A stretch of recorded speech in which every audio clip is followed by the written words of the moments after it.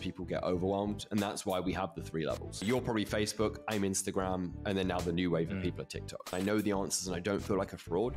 No hustle worship here, we're a different breed. Action is what we got if action is what you need. Content capitalists, we're breaking the mold. Cause the old ways fade, new stories to be told. So content capitalists, get to the prize. This is the Content Capitalist Podcast, and my name is Ken Okazaki.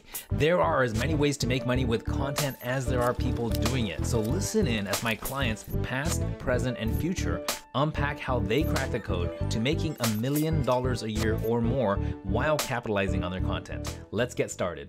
Hey, welcome to another episode of the Content Capitalist Podcast, where I have one-on-one conversations with people who are creating content and also crushing it in their business. Today, my guest is actually a former client of mine. We worked together making a bunch of video, and that was toward the beginning. And since then, he's just been going on and continuing to succeed. So I'm really glad to have him back to have this conversation, touch base, and see what's developed since and see what's working right now. His name is Adam Hayley. Adam, welcome to the show.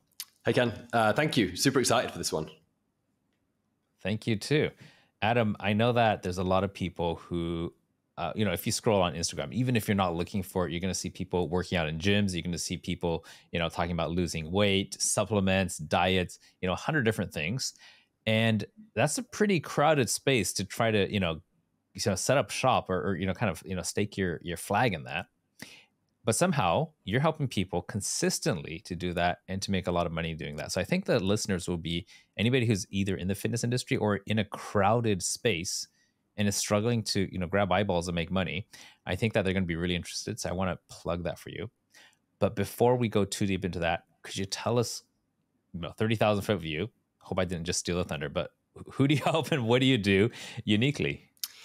Yeah, so we help personal trainers get off the gym floor, build their businesses online and hit their first sort of 3 to 5K months. So we tend to work with the beginners into the market that have either got like an interest in fitness and they work a corporate job, or they're on the gym floor, just stressed, fed up of having limited income and want to start building that online. The thing that's unique about us, it shouldn't be what makes us unique, but it's the results, the track record, that just so many mentors in the space talk a good game, put out great content, but they don't actually deliver the goods. Whereas I just haven't seen anybody sort of match our track record when it comes to getting people off the gym floor and hitting that first sort of 3 to 5K. Amazing. And as you say that, why 3 to 5K? That kind of stands out to me because that sounds like a pretty regular salary for someone who might be living in the US, having like any level of corporate work. Is that number significant for people in the gym industry, the people who you're trying to reach? Yeah. So what I realized is that most other mentors are all, promising 6 figures, 10K months and so on. When I take myself back to when I actually made the transition from gym floor to online, I remember talking to the guy that I did it with. It was an ex-gym floor colleague. We were doing it together. And we remember having a big conversation and being like, dude, wouldn't it be amazing if we could just earn what we earn now, but do it from a coffee shop or do it from our sofa or be able to stick our laptop in our bag and maybe be able to travel? And at the time, we were probably earning about maybe 4K a month, £4,000 a month from the gym floor. So that was part one. And then part two was I'd noticed that this was about 3-4 years ago, I'd noticed that our effectiveness from ads had started to take a dip. So I started looking into it. And it turns out my media buyer at the time had started changing all of the message within the funnels and the ads and started pushing this whole like 6-figure thing, 5-figure months, 10K. And I was like, dude, that's just not what we've ever been about. We've always been about getting people to their first 3 to 5. So the two sort of like proving factors was, number one, we changed back to all the messaging that I had previously used and straight away the ads started performing again. But number two is what I did on one of my live Zoom calls, one of my webinars with my students, is before we kicked off one evening. And maybe this is really important actually for any of your audience that are listening that are also course creators or coaches, consultants. What I did is before we went into the webinar, I said, guys, I want to really quickly test something. I said, forget the income that you are at right now. Forget wherever you're at. If you're at 5K, 10K, 15, 25K, forget that. Do not hit enter but I want you to drop the number in the chat, just in the chat box on Zoom. Just put the number that if you'd have hit that when you first joined the OT, when you first started working with me, you'd have been like over the moon if you'd hit it. Forget where you're at now. Don't hit send yet, because everybody will get like, confirmation bias from other people. So then I counted down 3, 2, 1, send. And the chat was literally just like 3, 3, 3, 3, 3, 3, 3, 5, 3, 3, 3, 10, 3, 3, 3, 4, 3, 3, 3. So there we have it. That's why we do the 3 to 5K.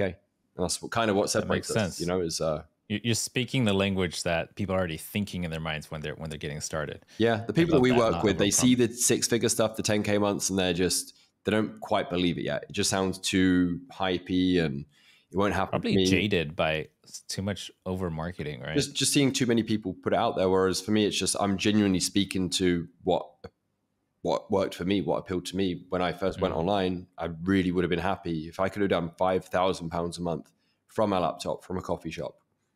I'd have been super happy with that. All right, got it. So let's go back a little bit. What were you doing before? And you just mentioned you're doing, like, you're on the gym floor. How and why did you get into the gym industry and fitness industry?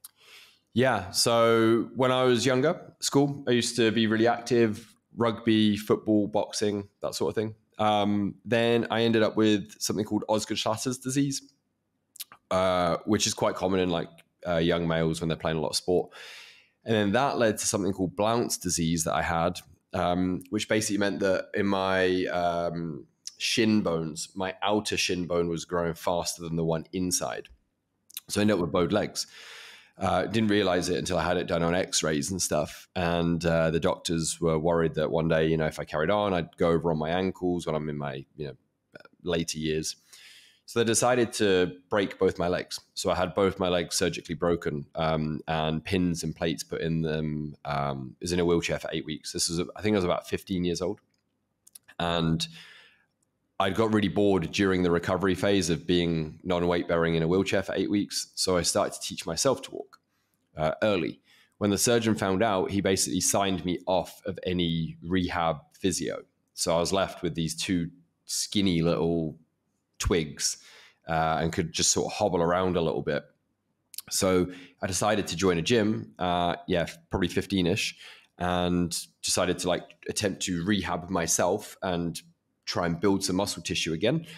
And at that point I thought, well, who's arguably the best in the world at knowing how to add large amounts of muscle in short periods of time? It will be bodybuilders.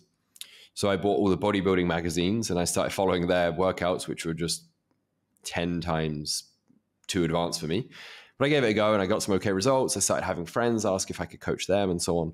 And then at 16, I got qualified to get into the gym. And then from 16 until 27, I think, 11 years, I was on the gym floor. Wow. And while you're doing this, were you still living with your parents or did you have to support yourself during that process? Fortunate was living with my parents until maybe 25-ish, something like that. So while being a PT on the gym floor, for the most part was living with parents. I was working in London for a lot of it. And I live outside of London, about 90 minutes outside. So it was sort of literally just sleeping at my parents' house and then up at 4:30 in the morning on a train into London. Wow. First client at 6 o'clock, clients for 12 hours, finish my last one at sort of 7, 8 o'clock, train back home, get back at 10-ish, sleep for about 5 hours, and then the cycle was repeating. Wow. It's like you're wrecking your own body while you're helping others with theirs, right? So this is what I always say. This was the ironic thing, is that whenever I would see my mum, who lives in a different part of the UK, I'd see her a few times a year. Whenever I would see her, she'd be like, Adam, you look like crap. You look tired, you look pale, you got bags under your eyes, you just don't look healthy. You're running yourself into the ground. And it is the ironic thing about, if you do have any PTs listening to this, often their training takes a back seat. It's kind of ironic that they're preaching this lifestyle and health and optimal sleep, but actually, the average PT is busy before 9 a.m. and then busy after 6 p.m. So, and then some stuff in between. So their own training often is just sort of squeezed in as an afterthought. Now, during this period, do you remember what was the peak of how much income you were bringing in on a month-to-month basis? Yeah, about 5,000 was probably my best month. Okay. Yeah, about, and that's British pounds, right? British pounds. Yeah, so that'd be in the US. So, What's that, like maybe 6.5, 7K, something like that. yeah, but if we're talking about when you're at that age, in your 20s, that'd probably be a little bit more, maybe like 7,000 ish, I think. US, Depends. yeah. So yeah, US. Yeah, about that, yeah. Okay, makes sense. So you're still living with your parents. I mean, that must still feel pretty good because you don't have rent to pay unless they're charging you rent. Yes, small amount of rent just to guess keep me accountable or whatever. But yeah, it was about the equivalent of about 50 to 60,000 pounds a year, which when you don't have huge overheads, decent. You don't have kids, it was good. I could eat where I wanted within reason, could buy what I wanted. Like I had no money issues really. Yeah, and probably you could. Like if you're dating, then you could go out to nice places and pull up in a nice clothes and stuff like that. Yeah, right? yeah. It was like I'd say the average personal trainer, for context, the average personal trainer in the UK probably earns about £2,500 a month. Right, right. Yes, so pretty low. So if you're feeling pretty good at that stage, how did you transition into what you're doing now? Like, let's talk about that turning point. What triggered that? Yeah. So it was a comment that one of my, so firstly, I'm a big introvert. So being on the gym floor and being around people, I did find it draining. The small talk in between sessions and stuff like that, I would always just find it, draining at the end of the day. I was always the quiet one. So when I worked in my first gym, the idea of me like working the gym floor and sort of trying to network my way into clients was just never going to be a thing. So I had to just focus on results that people come to me. But it was a comment from one of my colleagues who said to me one day, I was basically testing this online thing where I'd had a couple of previous clients leave. They still wanted to work with me. And I said, how about we try it through email? So online coaching wasn't really a thing. And we did it, and it was probably horrendous, but we got it and they got results. And then one of the days in between clients on the gym floor, I was on my laptop doing some emails to these clients. And one of my colleagues, Nick, came over and said, I could just imagine you one day being in some big bastard leather chair, an office desk, training your clients from your laptop. And I went, I'd fucking love that. That would be amazing. And he's like, yeah, I can imagine it. Like, he's a big extrovert. He'd scream and shout on the gym floor and run up and down. It was he was the everybody would hear him. He's that guy. Yeah. He's that guy. Yeah. And I was just the polar opposite, where I'd be like a quiet word in my client's ear and so on. So, that's what planted the seed, just that one comment. And I was like, oh, I wonder if I could do this. And then one of my closest colleagues, a guy called Akash, he was also a really good trainer, but also very quiet, similar to me. We delivered a seminar to personal trainers in Hong Kong. So we traveled from the UK to Hong Kong, did a couple of seminars there. And then we were in the bar one of the evenings and we were just like, we should do our own thing. Do we launch a gym? And then, of course, that comes with the overheads and the fact that we don't enjoy the small talk. Do we try and see if we can make something of this online thing? And we ran with it, and the rest is history. Amazing.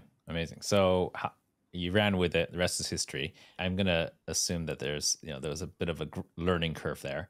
Tell me about how long did it take when you made that decision to when the first cash in the bank came in? How long did that take, and what did that look like? From that decision to cash in the bank, probably about 6 months. So we decided that the tail end of like 2026 or something like that. And we had to wait until, I believe, like March of the following year. We tried being clever. So at this point, which everybody does, I think, we were like, right, we've really got to differentiate ourselves in the market.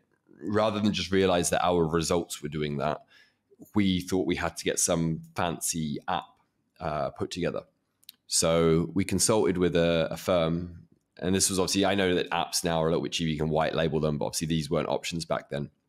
So we spoke to a firm, and I think they quoted us about £35,000 to £40,000. And we were like, there's no way, we're a startup. It's just two guys that are earning, an average of 4K a month, 50 grand a year. We can't do that. So then the company came back to us a few weeks later and was like, hey, we've got a solution. We could do this entire thing for about 16,000. We're going to build it on some pre-existing tech, and then we'll build it all around that. So we're going to require a 50% deposit up front and so on. So we're like, oh, this is a big risk, but let's do it. So I think we pulled in like £4,000 each to get the initial 50% deposit done, paid it, started working with this company. And the long and the short of it is, it should have been a red flag when they come back to us saying they can do something for like, less than half of the price. It was terrible. So we actually started the business around, I think we ended up paying them in total maybe like 12,000. So we ended up starting the business, £12,000 down, which I know doesn't sound a lot when you hear about certain businesses that have huge startup costs, but when you're you're bootstrapping when them, you right? like when you're two guys that are earning £4,000 a month, you don't have a lot of savings. It was actually starting, in the red. Yeah. So we had to earn that back pretty quick. So it was about 6 months. So did it pay off to have the app? No, useless. We didn't use it. We just wrote it as like a business lesson. Just learn your lesson. When somebody says something should cost this, then they miraculously come back and offer this. There's probably a reason for that, and it's not going to be a good one. So we just focused on what we were good at, which was results. And we put those out into the marketplace with some of the first coaches, I believe, outside of the bodybuilding world, doing online physique coaching for the Gen Pop, that were actually getting like solid night and day transformations. Amazing. I love that. Now, I'm curious. So you said let the results do the speaking for you. What exactly does that mean? Like in terms of like physically, what are you doing to get your results out there to draw the right kind of people? Yeah. So I remember coming across a quote, I believe it's by Jonathan Goodman, and it was, do a good job, tell everyone about it. And I know it sounds so simple, but that is genuinely, when we launched R&T, that is like the motto we live by. And when I launched this business, the OT, it's what I live by with the OT as well. So in our case, we were coaching back then. The business was online physique coaching. So general population clients, not bodybuilders or anything like that. Just the average guy, dads, that wanted to get in shape, have a six pack, build some arms, that sort of thing. So our big promise was that we'll take the thinking out of it for you, and we'll get you there faster than any other coach. We'll get you further than you've ever been before. We'll be the last coach you ever need to hire. We'll show you how to do it. Give a man a fish, eats for a day, teach a man a fish, eats for a lifetime, all that. Like, we want to educate you throughout the process. And the results we got were phenomenal. And our kind of USP that, again, I didn't see many people doing in the marketplace back then, was that we would take an average office bod, like male in his 30s. I like that 40s, office bod. I heard dad bod before, but office bod, that hits home. Yeah, I mean, I resonate with it now. I I've like basically become, my target client of 10 years ago. So we would take, these guys that had prioritized their career, their families and so on, weren't in the shape they knew that they could be. And we would get them often within 12 to 16 weeks in front of a camera at a photo shoot. And then I had certain of my clients that were featured in, magazines and stuff like that. And it was pretty cool. Cool. So let's talk about the transition so you figured this out for yourself, how to get people to invest hard-earned money. And by the way, what was the average client paying you at the time when you brought them on? Was this the physique clients? So when the most recent iteration that we got up to so far in your story. They were paying about £195 a month. Okay, that's very reasonable. Like that's like my gym costs half that much, just to get to the gym. So were you doing one-on-one consulting, or was it all like in a course that they had to take? No, one-on-one consulting. They check in once a week, and then you would do them some feedback. Hey dude, let's drop carbs by 10 grams this week. Let's increase cardio by this. And what I'm really curious about is, like, for example, I've never had a personal trainer. I do go to the gym 4 times a week, but like I'd have a hard time seeing a virtual online trainer as being worth money versus having someone show up at the gym with me and actually, look at me and give me advice right there on, form and stuff like that. How do you differentiate that? Like, because obviously you're doing well, your clients are doing well. There's a lot of other people doing well, but I'd have a hard time thinking that somebody couldn't convince me to say, I'm your personal trainer, but I'll never physically see you or touch you or anything? Yeah, so I think that obviously comes down to the content. That when we would show before and afters, and when we would show our transformations, we would The reference results it. speak for themselves. We'd let the results, but we would also allude to it. And it would be like, Ken, for example, has been going it alone for the last 10 years. And, he had no lack of work ethic, but he just couldn't quite connect the dots. Or Sarah, had paid God knows how much money to work with 3 different personal trainers who just couldn't crack the code on it. And within 8 weeks of working with us, we did this. And it's because we're more interested in Sarah than scrolling our phone on social media during her paid session.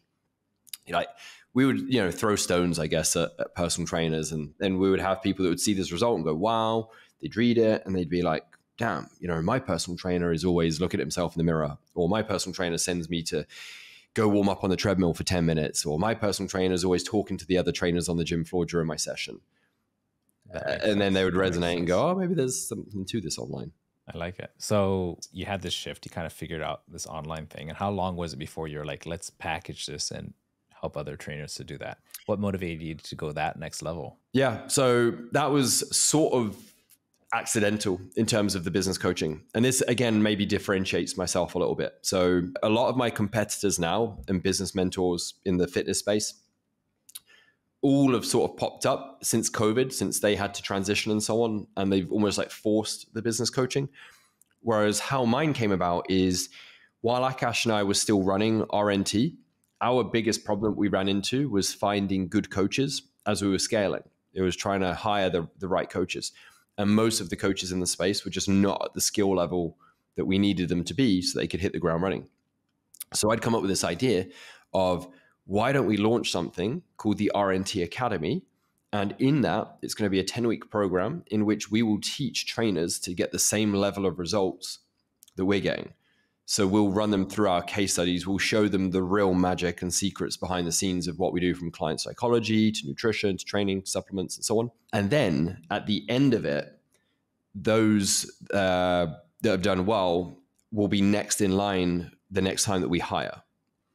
So from now on, we will only hire people that have gone through the RNT Academy. So if you want to upskill as a coach yourself, and then if you want a potential coaching role at the end of it and work alongside us. So we started putting wheels in motion for this. I was really, really, really excited for it. And I could see just this huge opportunity. Akash is rightly so, all about focus. And he was like, I don't know if this is going to distract us. We should just focus on the coaching. And then what ended up happening is a rift, as it does in a lot of business partnerships, ended up forming between the two of us. And we agreed about just over 2 years in that we would go separate ways. So then, of course, you have the big debate, who's taking over the business, who's walking away, and so on and so forth. I ended up agreeing a buyout fee and to walk away. But my one catch was I said, I want to take the RNT Academy with me. So everybody that signed up to the preliminary course, all of the leads for it, I want that. And that then molded and turned into to what's, the business coaching now. So it started out as a program just to make personal trainers better. But then naturally I kept getting lots of business questions. And I would get like, oh, this is great, I'm getting good results, but I'm rubbish on sales calls. So then I'd be given sales advice, without meaning to. And then it would be like, oh, I'm just not getting into conversations. And I'd be giving content advice. And then I'd be giving retention advice. And then eventually I had this light bulb moment of, these guys need to be a good coach, but they probably need to be told how to actually run things from a business point of view. So it kind of fell into it organically. And did you ever face like imposter syndrome at this point where you come from just kind of figuring things out yourself? Now people are asking you like, hey, can I pay you to help me grow my business? Tell me if that happened, and if so, how did you deal with it? Yeah, so I didn't necessarily have imposter syndrome so much when I was being asked for the help, because that just felt very natural and organic. Like, cool, they know I'm a step or two ahead of them. They're asking me legitimate questions, and I know the answers, and I don't feel like a fraud. Where the imposter syndrome came from was when I decided on socials to start putting myself out there as a business coach. It was looking at, other people in the space, the Bedros Keuilians, the Craig Ballantynes, the 7-figure business coaches. And I was like, well, I'm not at that level yet. I've done 6 figures, but I've not done 7. And then I remember reading at the time, it was perfect timing. Couldn't have timed it better. Just as I'm in the middle of doing this like launch and putting myself out there and mentioning the business stuff, I read Russell Brunson's Expert Secrets. And there's a story that he mentions in there from the film Catch Me If You Can. I've never seen the film, so I'm probably going to butcher this if anybody has seen it. But from my takeaway years back, reading the book, it's about a con artist that sort of weaves his way through life. And eventually, apparently, he gets caught teaching. He's like a professor, pretending to be a professor and teaching, let's say, advanced economics or something like that at university. And when he finally gets caught, apparently one of the detectives says to him, how have you managed to fool everybody? You've never studied economics. How are you teaching this at university level? And it's taken this long to catch you out. And the guy goes, easy. He goes, I would pick it up, but it's over there. He goes, the textbook that the students read for their semester, I just read it 2 chapters ahead of them, and I just teach it back to them. And it was just this light bulb moment of, I don't need to be, at that time, I don't need to be a 7-figure earner, right? My people want to hit 3 to 5K online. At that point, I'd built a £500,000 business. So it's like, I've got that. So yeah, hopefully useful story. If any of your listeners are starting out, go check out Expert Secrets, and it's in there somewhere. I'm sure it's the film Catch Me If You Can. As I said, I've not watched the film, so if I've completely like misconstrued it, no, it's a pretty story close. that worked for me. Pretty close. It's a movie I think I've watched like 3 times, so it's one of my favorites. I love that one. It's so interesting how sometimes it's just one story, one analogy, one word from somebody who you respect that can completely change the trajectory of not just your thinking, but as a result, your entire life from there. And when I think about that, then I really put more effort into my content, thinking, how can I help one person to shift their thinking 1 millimeter now, that 10 years later could be the difference of, a mile or 10 miles, right? And as far as trajectory goes. And I think that's what you're doing with a lot of fitness coaches today. 100%. Yep. So you got into this. Now people are starting to, hire you to help them build their online fitness business in this industry. You said you're making, about £500,000. Was that per year at this point right now? Yeah. Yep. About £500,000 per year. So year one. So our goal when we launched RNT was, if we could do like 3, 4, 5K from our laptops, amazing. We ended up doing $250,000 in our first year, £500,000 in our second year. We were blown away. And then, of course, I stepped away and then launched my own thing. And then that was at about $500,000. And then obviously it's grown from there. Okay, beautiful. Now, I wish I could remember the name right now, but someone said the true mark of a leader is not how many followers they have, but how many leaders that they've created. And it looks like that's what you're doing. Could you share a little bit before we go into this next part, like what kind of results are you seeing among the people who right now you're helping? When I say results, like as far as there's 2 things that I look at. There's money collected, which is in business, that's probably like the leading marker and score. Then also like how much freedom do they have of, decisions, of time, of preferences, of location and stuff like that. Is that something you also discuss with your clients? 100%. Yeah. If you don't mind, I'm going to look down for a second just because this one's fresh. One of my students, I'm just going to read a message that will just hopefully, perfect. Sort of cover that. So one of my students, Rosie, she's been part of both of our programs and she's just moved to Australia. So her family's big goal was one day to move to Australia. Obviously she's from the UK. She was previously in the fashion industry as a fashion designer. And now she's gone all in on online coaching. And I sent her a message saying, Rosie, how's life down under? You feeling settled yet? She's like, it's great, not settled, but we're getting there. But I am feeling so thankful. It's cost an absolute bomb to move a family of 4 to the other side of the world. Without the funds from my coaching business, we'd never been able to do it. And I've actually been the one that's paid for it all. We have a 4-bedroom house with a pool, 100 meters from the beach, twice the size of our house in London. And I bought a convertible car. I said I would do it and I did it. Just got to keep going now to continue living the dream. Like that beats the numbers. That's beautiful right there. Yeah. That's beautiful. That's so beautiful. Family of 4, 100 meters from the beach, convertible car. That sounds like a Hollywood film right there. Perfect. And Amazing. then if you gave that to a script writer, but you're just like, no, it just sounds too good. Like we gotta mess it up a little bit. Yeah, of course. Yeah. Okay, so I think that at that rate, like that sounds like more than 3 to 5K a month, right? Like at her level, you know, what can people expect? Like, you promised 3 to 5K, but let's say someone's been working with you for about a year. Like, what are these guys making on average? Or let's just talk about highlights and averages. Like, what are you seeing? Yeah, good question. So basically, our 3 to 5K thing is us just meeting people where they're at. That's definitely not like the potential of what they can do. That's just in their minds trying to meet them where they're at. So our first program, the OT, which is our core program, our goal is to get them to their first 3K, then bridge the gap from 3 to 5K, and then push them and do a final sprint towards 7. So the goal is before the end of the year, we've got them to £7,000 per month. The reason for 7 is the VAT threshold in the UK is £85,000 per year. So how I word it to these guys is my goal is to get you to the run rate of 85,000, which if you divide it back by 12 is about 7K per month. And then at that point, you're going to be split.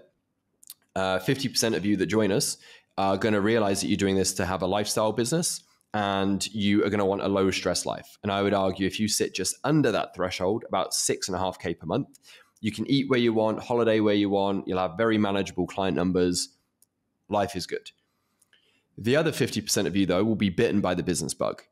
And you guys will want more. You'll want to do the whole 6-figure thing. You'll want to build a team. And that's where we then have our inner circle program. And the inner circle is all about bridging the gap from £7,000 per month to then getting them to over 25K months. So the highest person that we've got is a guy called Kanal. Last time I checked in with him, I think he'd just done like 130,000 pound month, purely from online coaching. We've got a guy called Z who's he's just crossed his first 50,000 pound month. And then we've got a bunch of people at sort of 25, 30. So those are sort of the higher ends. Yeah. So there really is scope. So you got a lot of 6-figure earners and some 7-figure earners. Right? Exactly. But if I go and put that in my marketing for who we serve, they're just like, well, I'm never going to get there. Yeah. Well, not to mention, I can't mention his name, but I have a friend who recently got in big trouble with the FTC, which is the American, Federal Trade Commission. And he was making some claims based on the highest results that his clients were getting. And it wasn't the average. And the law nowadays is you have to talk about the average. And he actually got a $14 million fine based on that, because they caught him on one thing and they went all the way back multiple years. And every single transaction he made that was based on an ad where he touted the high range instead of the average, they started fining him. So I was like, well, that's scary stuff. And if FTC is trying to raise funds, they could go after a lot of online marketers. So I don't know if this is just speaking to myself or someone in the audience or someone in your audience. It's a real thing. And I had a conversation with him, and he said he knows of 6 other people within his range. He's got an 8-figure online business who are currently going through the same process. The verdict is not out yet. But it's a real thing. And after the US does this kind of stuff, other countries will see it and they'll crack down too. So this is not what the podcast is about, but I think it's so important what you're saying there is, let's talk about, realistic average results, not outrageous, spikes that happen every now and then. Yeah, and 100%. Yeah. Wow. I've always done it because it just feels like, number one, it works best in the marketing. 2, it just feels ethical. But yeah. I mean, wow, I didn't even know that was a thing. Damn. Yeah, Oh yeah. I know like 3 friends who've been through this, and it's painful when it happens. You don't want to be one of those guys. It's funny, as entrepreneurs, the last thing we want to spend our time doing is reading fine print and law, but it's something that's worth getting familiar with when you hear your friends getting hit up with $14 million fines and stuff like that. Jesus. Wow. Yeah. Let's see if all of my competitors now go after the 3 to 5K if they listen to this. It'd be interesting to see if their message, or they suddenly go from 10K promises to 3K. Yeah. And then that's going to level the field again, and people have to do more ethical marketing. Yeah. It comes around. Okay. Really curious to know, when did you start creating content and putting yourself out there on social media, and what kind of triggered that? So when I first started putting content out, it was actually before the launch of the online business. It was when I was still a PT on the gym floor. And it was just a bit of fun. I just remember one of my clients showing me the app Instagram. I was like, what the hell is this? I started watching it. And I remember my first few feed posts are probably just like a photo of a protein tub, you know, and then just being like, if you suffer from bloating, I really recommend this protein powder. It was terrible. But I remember putting those sorts of things up, and then I would just record myself in the gym doing a certain lift. I'd put that on there. I'd get a few likes, a few comments, a couple of messages. I didn't have a clue about using Instagram, you know, for business really.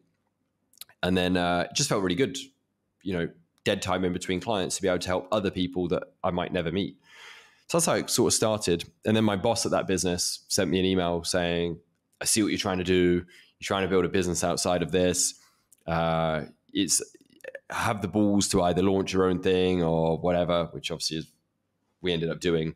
So that was the start of content. So wait, your boss been trying to warn you, actually kind of pointed you in the direction that lost him a good worker, yeah, it was, right? Yeah, like my argument initially was like, dude, I'm helping people, and whenever people message me, I'm pointing them into the direction of this business. I had no intention to launch my own thing, you know.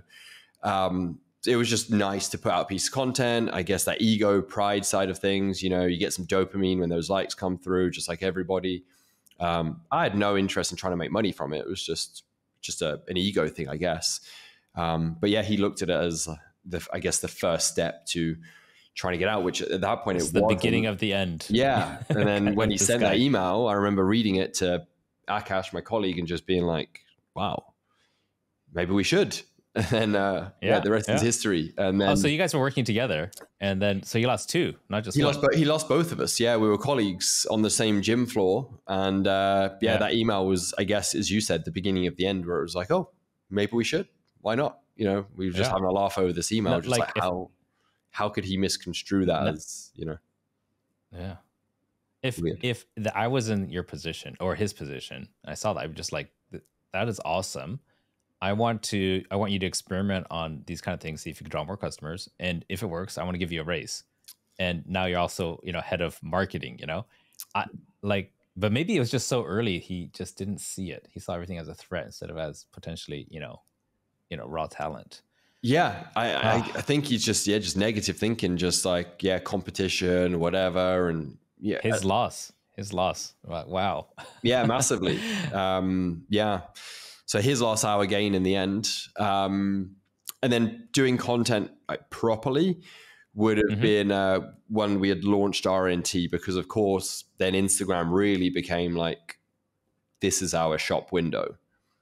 This is how we're going to now make money. And then it went from fun and something that I could just choose to do for a little bit of, as I said, ego, pride, to now like having to do it. And if we don't do it, then bills don't get paid. Yeah, makes sense. So when you got to that stage where you said, we're doing this seriously, tell me, what did your content creation plan look like, that cycle from planning to shooting to editing and posting, tracking? Like, what version of that were you at? Yeah, it was pretty sporadic. It was consistent in terms of the content would be consistent, but there wasn't, compared to now, there's no real strategy. So we would just sit down, we would get pen and paper, we would just hit each other with a load of ideas as to what each other could write about. It wasn't video content so much back then. I would do a little bit, but it was always, I think from what I remember, it was like a square. It wasn't the portrait thing back then on Instagram. It was a square. Yeah, so the square videos. You'd record in like landscape from what I remember, and then you'd put like a top and bottom border on it to make it square. Then we would just be writing essays basically, and aim to post 5 times a week, show at least one transformation, talk through our own journey. Really simple stuff. But it worked really well. Cool. Very cool. And right now you are doing it for yourself and you're training other people to do it. So what version of what's working right now are you training your mentees when it comes to social media content creation? Yeah. So there's a sweet spot, I guess. in terms of what would I say is probably working now versus what they can commit to and their bandwidth and their ability to create content. It's like there's a bit of a gap between the two. Let's find that sweet spot. Yeah. Like what a beginner can expect to, like how much time to commit and effort and output they can expect from it. Yeah, probably I would say, 20 minutes a day, 5 to 7 days a week. So we tend to have like 3 levels that we recommend. So level 1 would be committing to posting 5 to 6 times per week, 3 to 4 written, and then 1 to 2 video. Level 2 would be aiming to do sort of 5 written, 2 to 3 video.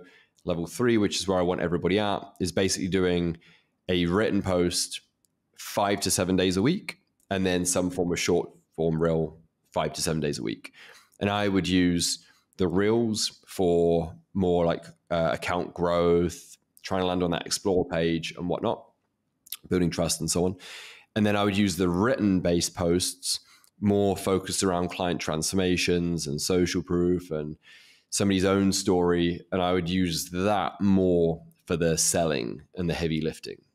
And that's kind of, I believe, once somebody's got their head around content marketing, that's kind of the sweet spot. Yeah, that makes sense. Now, what do you say to your clients? Because I'm sure it's come up like, hey, my account isn't growing, I'm not getting the engagement. Like, where's your focus shift from like, this is a money-making machine versus this is a PR, platform?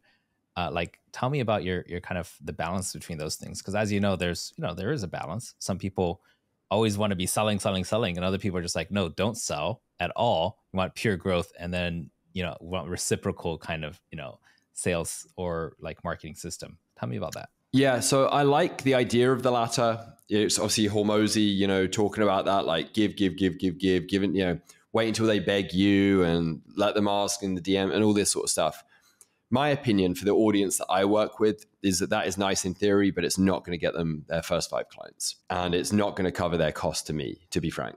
When people work with us, as I said, the average gym floor trainer is earning around $2 grand per month. So our program, if they were to split it monthly, is still like 25% of their income. If they were to pay us in full currently, it would be like 2 months worth of income. So they need a return on that as soon as possible. So in our case, we really do try and attempt to do both. We try and build their audience while still having to make offers to their audience. I wish that they could just go and put out good vibes, just give loads of value, but I just haven't seen it work at that level until you have been doing a lot of reps in the game like Alex has. So we get them making offers consistently from day one. Mm-hmm. So why don't you break down for me the most like basic form of, ideation and content creation to client signed on money in the bank? What are the chain of events that need to happen? Some people call it a funnel.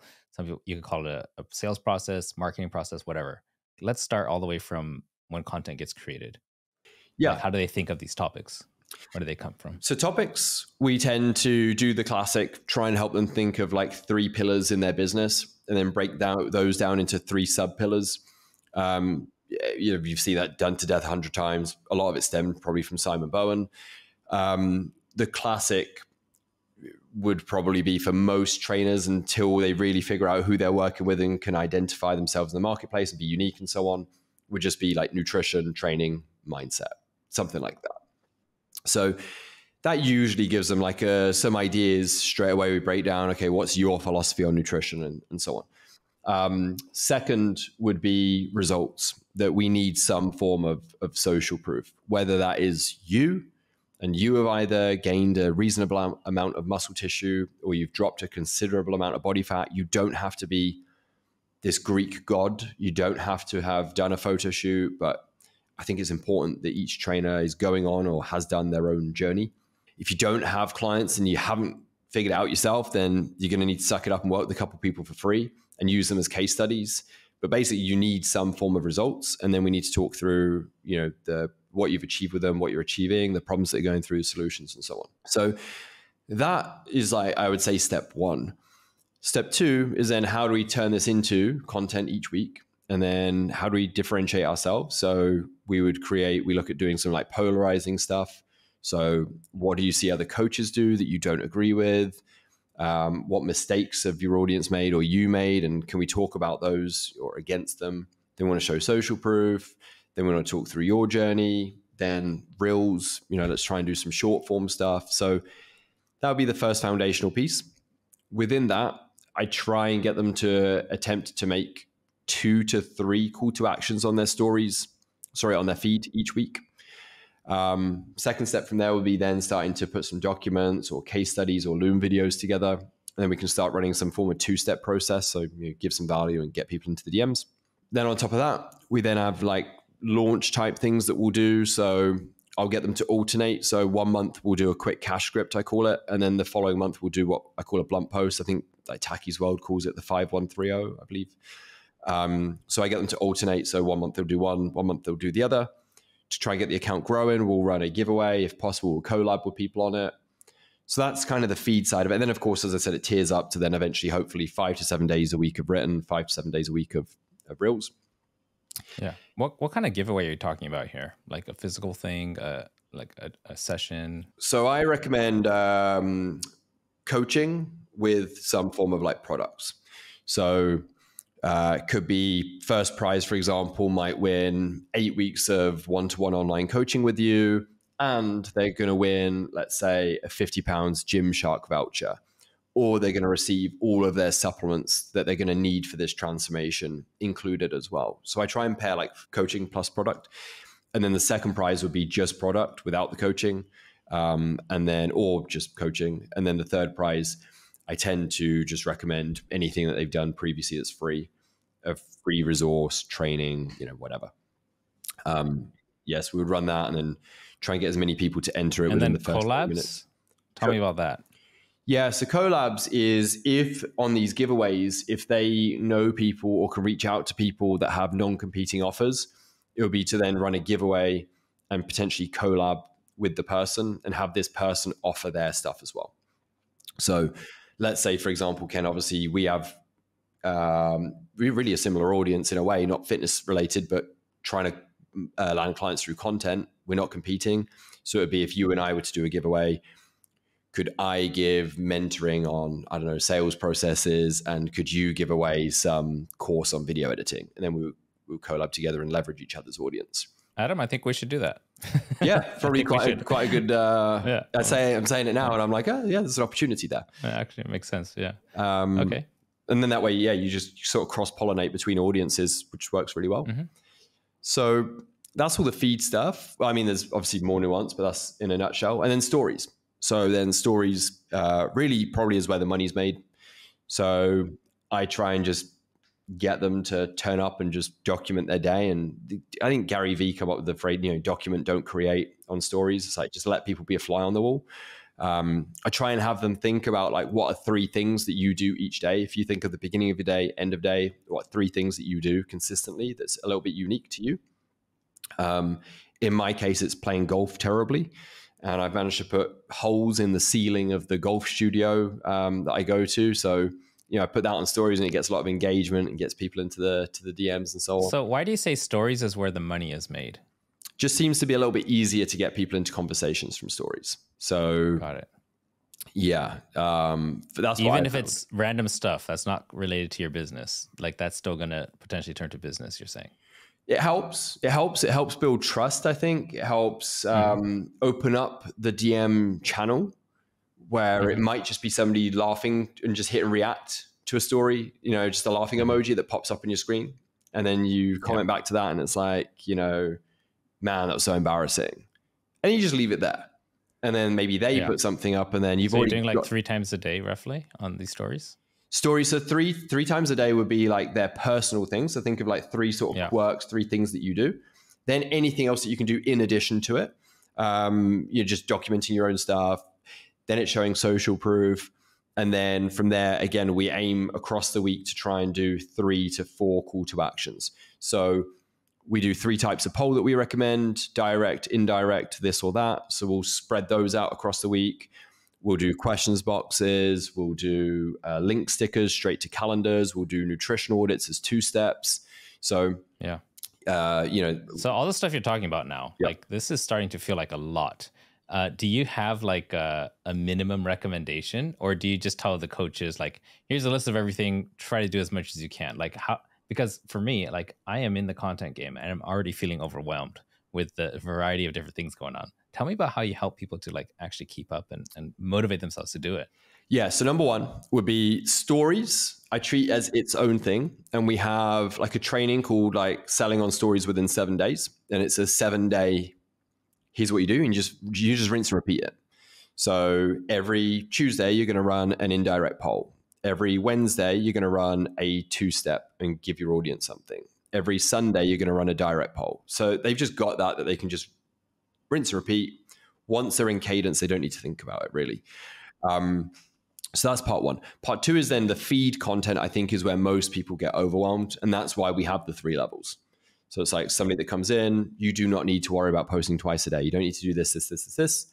Just Monday, we give them like a content schedule. Monday, do this, them and us, talk about something. Tuesday, social proof. Wednesday, do a reel. Thursday, talk about you. Friday, do a reel. So we break it down and then over time. But really the big, the glue with all of this is that they have a one-to-one coach assigned to them that is able to track what they're doing, encourage them, support them with ideas, tweak their captions for them, help them with their real scripts, and that helps. And Instagram, you keep talking about Instagram. Is this the platform where you're seeing the most success for your particular industry? Yeah, 100%. Yeah, Instagram for me. How about TikTok, Facebook, these other places? What are your thoughts on those? TikTok, I've looked at it. I don't particularly enjoy it. I don't like short form content myself. I prefer reading captions. I prefer watching a YouTube video myself. The only shorts and stuff and like short form stuff on like reels on Instagram is just golf memes. They're the only things that I'll watch. So I'm more of a long form guy. Maybe an Achilles heel of mine, but with TikTok, my view is that it's great for audience building. Cool if you can then shift that across to Instagram. But I just haven't seen many people, at least organically, convert from the platform. In my space, I just haven't seen it done that well. And I've worked with a couple of people that have really big TikTok audiences, and sure, they've managed to get a lead or 2. But I just haven't seen it done consistently. Admittedly, I haven't spent a lot of time on the platform trying to figure it out. Facebook, for my clients that have a slightly older audience, if we've got mums and stuff like that, maybe. When you say that, it's just like, I'm in the old group, but I get where you're coming from. It's 100% true. Like I'm in when Facebook came out was like early 2000s and 2008 was it? 2000, something like that. That's when I was in my 20s, I think I'm like straddling the 2 apps of like Facebook and Instagram are my 2, whereas TikTok is like too young for me now. Yeah, I'd say, you're probably Facebook, I'm Instagram, and then now the new wave of people are TikTok, maybe. I'm shifting a lot more to Instagram recently, more than Facebook, just seeing better results there. But, what you said earlier, you said it could be an Achilles heel. I don't think so. I think that you're good at sticking to what works, like you said, the 5 once. And you don't need to scatter your energy. You need to focus your energy. And I've got the opposite weakness. I try to do too many things. And then sometimes I look around like, why am I even doing all this? I could be doing so much less. And the FOMO is strong with me. And that's something that I think you're better at is staying focused and sharp. So I don't look at it as an Achilles heel. You're doing something that works. What I would say here is, again, I think there's like a sweet spot, I think on the one end of the spectrum, I think some people get FOMO, shiny object syndrome. They try crushing it on every platform. They get overwhelmed. They never truly master any of them. But then I think sometimes perhaps I'm guilty of, and luckily it's worked so far, but is it luck or is it whatever, which is actually just being resistant to change, in that it's like, am I being focused? This is, again, me just thinking out loud. Am I being focused, or am I just not wanting to learn a new platform? And eventually, could the next Instagram come around, and where I'm set in my ways, could I miss the boat? So it's like, there's a sweet spot, I think, you know. I think the people that are going to crush it the longest probably sit somewhere between the two, where they're open-minded enough, but they know that they probably shouldn't be on every single platform, and they pick their battles. I think that's probably, I think I'm maybe a bit too much this side of it, where I'm a bit too rigid sometimes, but it's working. Well, you're now. doing okay. You're doing all right for yourself. So I think it's just fine. I think the thing about TikTok and it's affected Instagram and YouTube is how they've shifted away from it being creator and, you know, like creator focused and more algorithmically focused. So what you're seeing on your feed is not who you decide to see. It's what AI thinks you're going to want to see. So therefore, the loyalty is so low on TikTok. Like, it's very low. It's just like, and that's why you see so much of, you know, a lot of, you know, women's skin and bodies. You see a lot of, you know, weird pranks, because that's our baser instincts. That it just, the algorithm realizes, oh, this stuff works better, and it'll just keep driving that. And it's not like you don't go to TikTok and say, I want to see what Adam Hayley's been up to. Whereas Instagram, it still is, for the most part, like that. I want to see what the people I follow are up to. I would agree.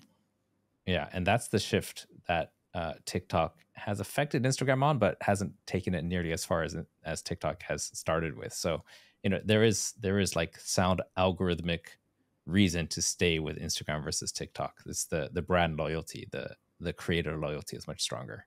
Yeah, it feels like TikTok is all about just showing you new. You're going to like this, you're going to like this, you're going to like this. And then, of course, that's why people's accounts grow really quick. But I would love to know the stats on, like, how many times do your current followers, do you then pop up back in their feeds? Or is it just, again, just plowing you in front of new? So you get this big dopamine hit of loads of followers, but none of these followers ever remember you or ever see you again. Or see you again. Yeah, it could just be it's more like a like than a follow. Yeah, there. exactly. That's what I feel. That, and then the fact that I just don't think, you know, Instagram, I think Instagram's biggest plus point, at least right now, is probably the DM process.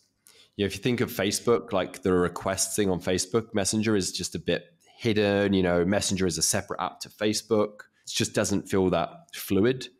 Whereas Instagram, to just see it top right, you know, you've got a little notification, click on that, requests, you see it. I think that's probably Instagram's best feature as a business owner, is the DM process. The fact you can, like, tag now booked and all that is great. I like that too. The other thing I like about it is how you can delete previous messages and it won't show the, you know, message deleted by author. The reason I like that is sometimes, let's say I'm trying to get in touch with you. I'm just like, hey, Adam, I think, you know, let's get back in touch. And then again, hey, Adam, are you on? And then a week later, I want to message you again. But then if I stack that there, then I've got 3 unread messages. It's like, oh, now you're going to feel like the needy girlfriend, you know? But now you could delete those and put a new message. And it's going to, if you didn't catch the first 2, then the third one would look like a fresh one. And to me, it really helps to be able to just clear the old history if you need to, so that you don't become that needy, naggy idiot that's bugging people. And that's something that's really helped. Yeah, agreed. Yeah, we call it like chat hygiene. I think I saw that on a training and Taki's thing, but it works. You know, we just go back and remove, if we're doing follow-up processes and stuff, after a while, just quickly just unsend, send a new one. Chances are the person hasn't seen it or they don't remember. It's perfect.